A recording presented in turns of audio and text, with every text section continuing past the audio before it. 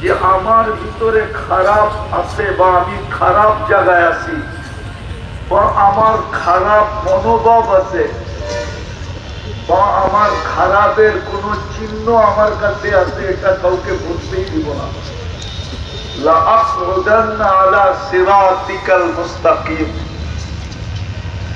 আমি বিলকুল সিরাতে মুস্তাকিমের চৌরাস্তায় বসবো। ওইখান থেকে পয়সা কাউকে ভাবতেই দিব না যে আমি আসলে শয়তান,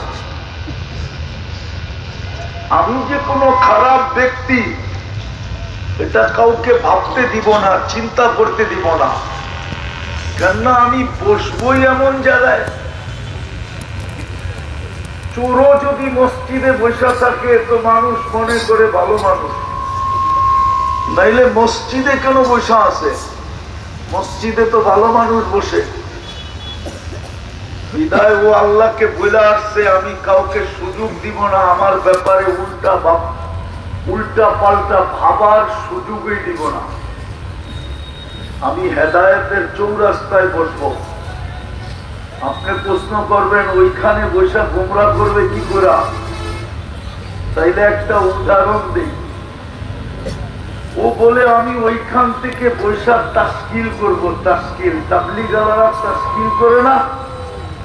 আরে আমার কথা বোঝেন?